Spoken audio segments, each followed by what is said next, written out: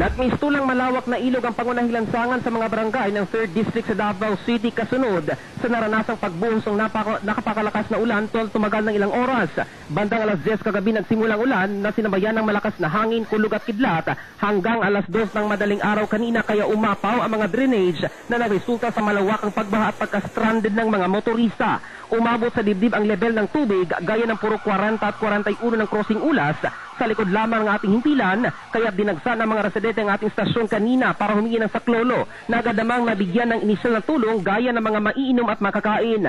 Nagtulong-tulong naman ang mga rescue personnel mula sa Central 911, iba't ibang police at fire stations at mga BDR, RMC maging mga volunteer groups para sagipin ang mga pamilyang na-stranded sa kanilang mga bahay kung saan ilan sa kanila ay nasa bubong na naghintay ng rescue.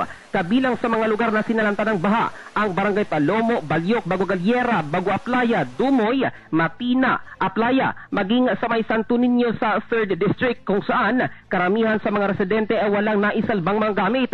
Sa kabila nito, wala namang naitalang casualty at nasugatan maliban na lamang sa mga dosenang mga sasakyan na inanod ng baha sa Barangay Balyok. Nakatakda namang magbigay ng inisyal na tulong ang pamahalang lokal ng Davao sa pamamagitan ng mobile kitchen at kusina ng bayan para sa agahan ng mga residente habang sisimula na rin ng CSWDO ang assessment sa mga apektadong pamilya. Samantala, sinuspende na rin ng City LGU ang klase sa lahat ng private at public schools mula sa Bago Galiera, Bago Aplaya, Talomo Proper, Matina Playa, Barangay Maa, Balyok sa Talomo District at Barangay Santo Niño sa Tugbok District.